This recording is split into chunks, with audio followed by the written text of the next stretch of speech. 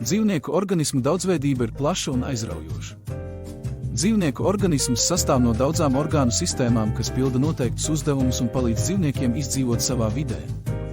Piemēram, tādi ir orgāni, ar kuru palīdzību dažādi organismi izdara kustības un pārvietojas, ir pielāgoti videi un to dzīvesveidam, skrien, lido, rāpo, peld. Tātad dzīvnieku pārvietošanās ir ļoti dažāda.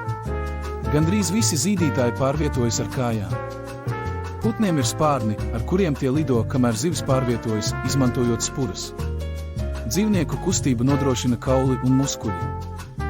Kauli veido skeletu, savienojoties locītavās, kamēr muskuļi kustina ķermeņa daļas. Elpošanas sistēma nodrošina skābekļu piegādi organismam. Zīdītājiem ir plaušas, kuras izmanto, lai uzņemtu skābekli no gaisa, kamēr zivis ūdenī elpo, izmantojot žaunas, kuras uztver skābekli, kas atrodas caur tām plūstošā ūdenī. Asinsrites sistēma nodrošina skābekļu un barības vielu pārvietošanos pa organismu.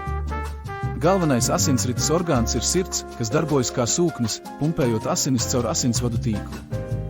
Dažādiem dzīvniekiem sirds uzbūve atšķiras, piemēram, zivīm ir 2-kambaru sirdis, 3-kambaru, vardēm un ķirzakām, bet putniem un zīdītājiem, tātad arī cilvēkiem, ir 4-kambaru sirds uzbūve. Gremošanas sistēma nodrošina barības uzņemšanu un pārstrādāšanu.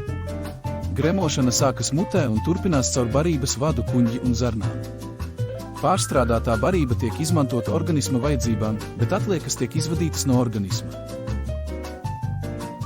Vairošanās ir process, kas nodrošina dzīvnieku izdzīvošanu un sugu turpināšanu. Dzimumorgāni, piemēram, sēklinieki un aunīcas, ražo vīrišķās un sievišķās dzimumšūnas. Šo vairošanās veidu sauc par dzimumvairošanos. Starp dažādiem dzīviem organismiem pastāv būtiskas atšķirības. Tādas atšķirības pastāv arī vairošanās ziņā, piemēram, ir dzīvnieki, kas dej olas un ir dzīvdzemdētāji. Un kas ir tas, kas kontrolē un koordinē dzīvnieka darbību? Tā ir nervu sistēma. Galvas un muguras smadzenes, kā arī nervi veido nervu sistēmu. Šī sistēma sazinās ar ķermeņa dažādajiem orgāniem un nodrošina reakcijas uz ārējo vidi. Maņu orgāni, piemēram, acis, deguns un ausis, palīdz dzīvniekiem uztvert pasauli ap sevi. Tādējādi ātri reaģēt uz draudiem vai paspēt apēst, pirms to ir izdarījis kāds cits. Kopsavilkumā varam konstatēt, dzīvnieku organismi ir ļoti sarežģīti un sastāv no dažādām orgānu sistēmām, kas nodrošina dzīvnieka izdzīvošanu un darbību savā vidē. Dzīvnieku daudzveidība un pielāgošanās dažādiem dzīves apstākļiem ir fascinējoša, un to izpēte turpmāk palīdzēs mums labāk saprast pasauli mums apkārt.